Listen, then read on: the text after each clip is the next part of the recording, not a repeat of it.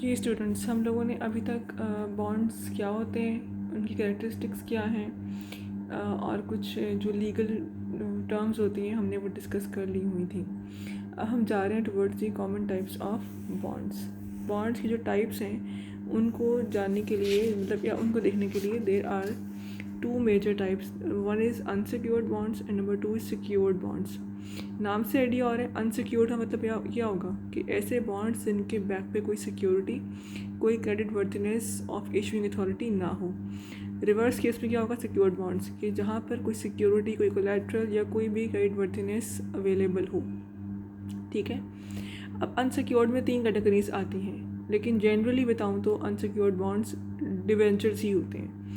तो first type है debentures. Debentures होते क्या है कि अनसिक्योर्ड बॉन्ड्स हैं, कोई इसके अगेंस्ट कोई सिक्योरिटी, कोई क्रेडिट वर्थिनेस नहीं होती है। और उसके बाद आते हैं सबऑर्डिनेटेड डिबेंचर्स। अब ये उससे भी एक नेक्स्ट लेवल है। कल बात हुई थी ना क्लास के अंदर के जो बॉन्ड्स हैं उसके अंदर 2 कैटेगरीज होती हैं, या तो सीनियर है या सबऑर्डिनेटेड है।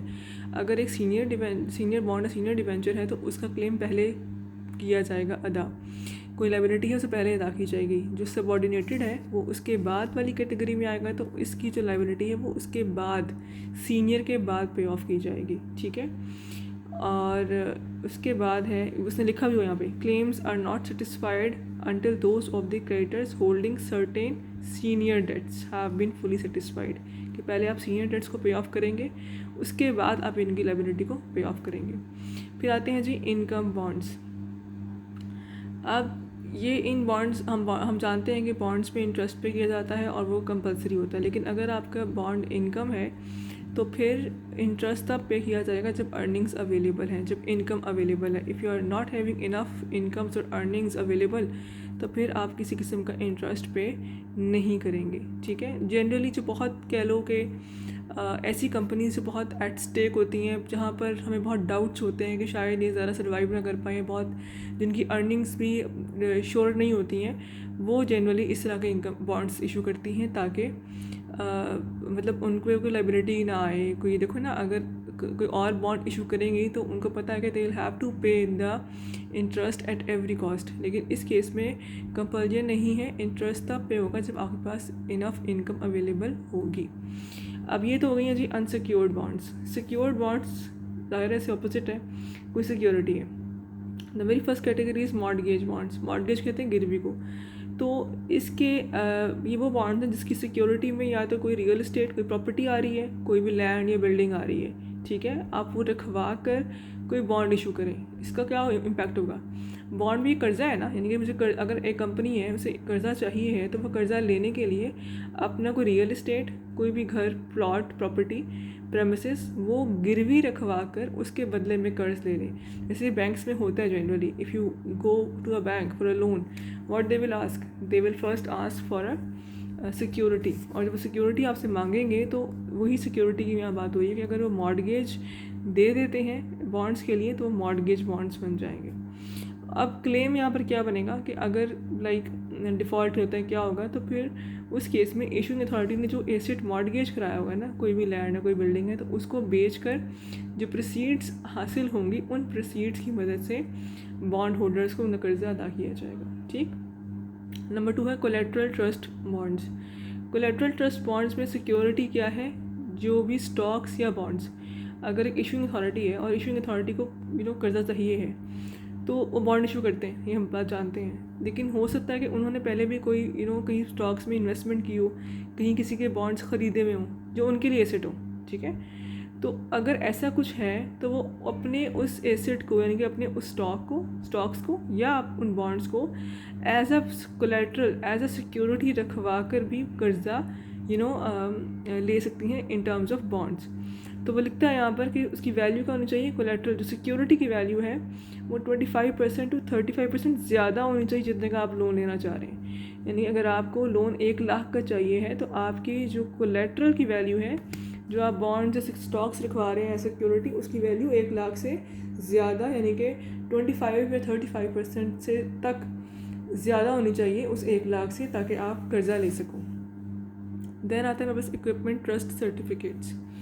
अब ये इक्विपमेंट ट्रस्ट सर्टिफिकेट्स के ये भी एक सिक्योरिटी है। इसमें क्या होता है कि कर्ज़ा लेने के लिए अक्सर इस तरह के ट्रस्ट सर्टिफिकेट्स इशू किए जाते हैं। और इक्विपमेंट से मतलब ये है कि नॉर्मली जो बहुत ज़्यादा कह लो ना एयरक्राफ्ट इंडस्ट्रीज़ हैं या रेलवे हो गए ट्रैक्स या रेल हो गई, मतलब जो बहुत बड़े बड़े हाई ऑक्टेन इंजन्स हो गए, उनके लिए इक्विपमेंट ट्रस्ट सर्टिफिकेट्स इशू किए जाते हैं। अब होता है यहाँ पर क्या है, कोई भी थर्ड पर्सन, कोई थर्ड पार्टी वो एक पर्टिकुलर इक्विपमेंट ख़रीदेगा या ख़रीदेगी, और उसके बाद वो कैसे ख़रीदेगी, जो भी अब आपने एक अगर एक कंपनी है उसे फंड्स चाहिए, वो इस इक्विपमेंट ट्रस्ट सर्टिफिकेट्स को बेचेंगे, ठीक है, इशू करेंगे।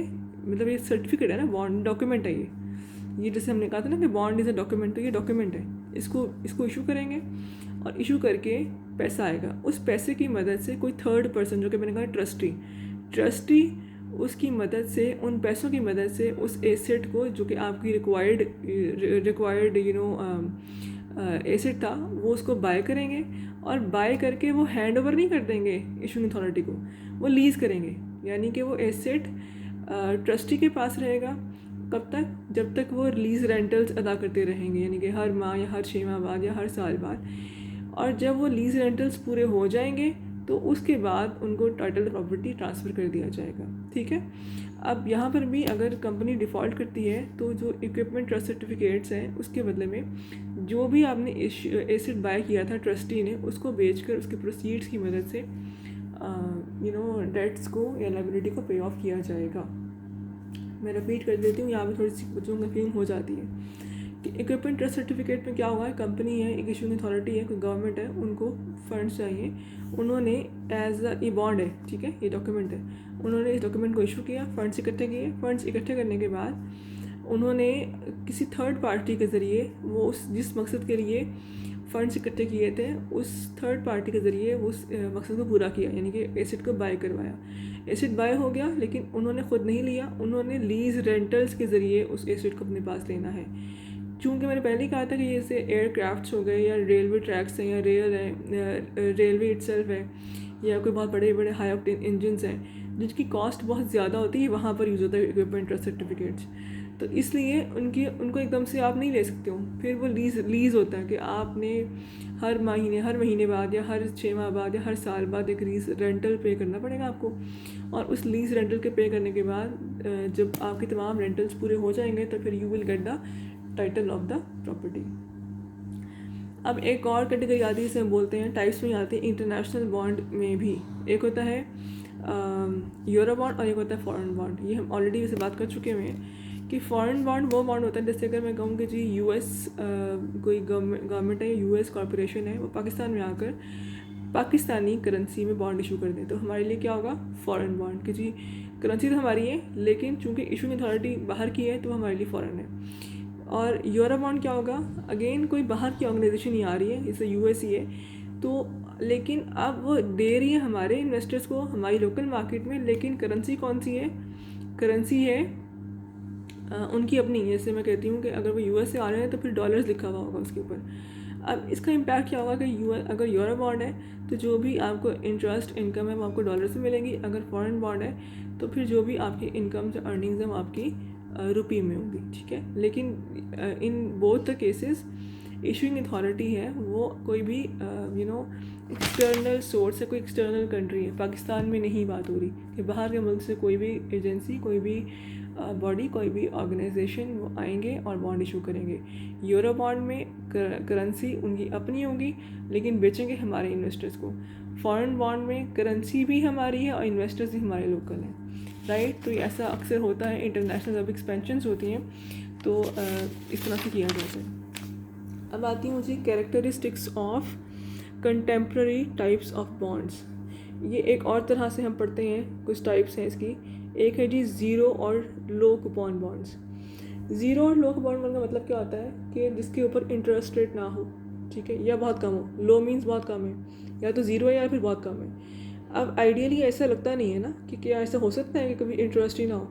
अगर इंटरेस्ट ही नहीं है तो Y should I invest in bonds में? मेरा एज ए इन्वेस्टर मेरा मोटिव क्या होगा कि मुझे कुछ रिटर्न मिले, और इन्वेस्टर का रिटर्न क्या होगा इसके अंदर कि इसको इंटरेस्ट मिल रहा हो। तो अगर मुझे कोई इंटरेस्ट मिल ही नहीं रहा तो फिर why should I invest, why should I waste my money in buying that bond? तो उसका जवाब ये है कि ये उन बॉन्ड्स में होता है जहाँ पर रिस्क बहुत कम होता है, ठीक है। और इसको डिस्काउंट बॉन्ड भी कहते हैं, इसी बॉन्ड को। डिस्काउंट बॉन्ड में क्या होता है कि जी जब इसको इशू किया जाता है, जनरली गवर्नमेंट इशू करती है इनको, जब इशू करते हैं तो वो at lower price, discounted price पर इशू करते हैं। जैसे अगर एक बॉन्ड की पार वैल्यू 1000 है तो वो इसको लेट से 900 में इशू कर देते हैं, ठीक है। 900 में इशू किया, मार्केट रेट से कम रेट पर आपको मिल गया बॉन्ड, ठीक है। जब वापसी होगी, रिडेम्पशन होगी, तो वो रिडेम्पशन पार वैल्यू पे होगी, 1000 पे होगी। इम्पैक्ट क्या हुआ कि इन्वेस्टर को कोई ऐसा स्टेटेड रिटर्न तो नहीं मिला, कोई इंटरेस्ट रेट तो उसको नहीं मिला, लेकिन जो उसने डिफरेंस लिया है ना 1000 माइनस 900 वाला, वही उसके लिए प्रॉफिट बन गया उसका। मैं रिपीट कर देती हूँ, यहाँ पर इंटरेस्ट रेट ना होने के बराबर होता है, बल्कि इंटरेस्ट रेट नहीं होता, कोई भी लिखा हुआ इंटरेस्ट रेट नहीं होता। तो फिर इन्वेस्टर को रिटर्न कहाँ से मिलता है? इन्वेस्टर इस तरीके से अर्न करता है कि जब बॉन्ड इशू होते हैं तो इशूइंग अथॉरिटी पार वैल्यू से कम रेट पर ऑफ़र करती है, यानी कि अगर पार वैल्यू 1000 है तो वो 900 में इशू कर देंगे, ठीक है। जब 900 में इशू किया तो मुझे, अगर मैं कहीं और से बॉन्ड लेती हूँ तो मुझे 1000 का मिलेगा, लेकिन मैं अगर ये वाला बॉन्ड ले रही हूँ तो मुझे 900 का मिल रहा है, तो मेरे लिए बेनिफिशियल है ना कि मुझे चीज़ 900 की मिल रही है। जब मैं वापस करूँगी 1 साल बाद या 2 ईयर्स के बाद, तो क्या होगा, मुझे पैसे 900 में नहीं मिलेंगे, मुझे 1000 में मिलेगा वापस। यानी कि मैंने ख़रीदा सस्ते में, जब बेचा तो महंगे में, यानी कि 1000 minus 900 which is equal to 100, मुझे 100 का क्या हो गया, मेरा प्रॉफिट है। तो ये होते हैं डिस्काउंट बॉन्ड्स। अब ये तो फ़ायदा हो गया ना इसका, जो बॉन्ड होल्डर्स हैं कि उनको रिटर्न मिल गया। जो इशूइंग अथॉरिटी का फ़ायदा क्या हुआ है कि उनको एकदम से फंड्स रिक्वायर्ड थे, और फंड्स की जो है ना वो अचानक ज़रूरत पड़ गई, तो they can go for discount या ज़ीरो और लो कूपन बॉन्ड्स, कि उनको फंड्स का एक सोर्स है। नंबर 2 है जी जंक बॉन्ड्स। मैंने शायद ये कल बात की थी आप लोगों के साथ कि जी जब हमने बात की थी ना कि रेटिंग्स होती हैं बॉन्ड्स की, तो मैंने कहा था कि जो बी रेटिंग के बॉन्ड्स होते हैं थोड़ा सा रिस्क फैक्टर ज़्यादा होता है उसमें, और इन्वेस्टर्स को ज़्यादा मतलब उसमें इंटरेस्ट होता है, रिस्क ज़्यादा होता है, ग्रोथ बहुत ज़्यादा होती है, और जब रिस्क ज़्यादा होगा तो रिटर्न भी अकॉर्डिंगली बहुत ज़्यादा होता है। तो ये जो जंक बॉन्ड्स होते हैं, इन्वेस्टर्स यहाँ इनमें बहुत ज़्यादा बाइंग करते हैं, यहाँ बहुत ज़्यादा इन्वेस्ट करते हैं, ठीक है। ये मतलब बहुत फेमस हैं in terms of investment, B category के। फिर आते हैं मेरे सामने फ्लोटिंग रेट बॉन्ड्स। अब नाम से आइडिया हो रहा है कि क्या फ्लोटिंग है, रेट इंटरेस्ट रेट हम जानते हैं ना, कूपन इंटरेस्ट रेट फिक्स्ड होता है, वो चेंज नहीं होता, जो भी लिखा होगा एक दफ़ा वही चलता रहेगा, सो ऑन। लेकिन अगर वो रेट फ्लोटिंग है, फ्लोटिंग मीन्स रोटेटेबल है, चेंजेबल है, अगर वो रेट फ्लोट कर रहा है तो यानी कि there is no fixed interest rate, वो रेट चेंज होता रहेगा according to the market interest rate.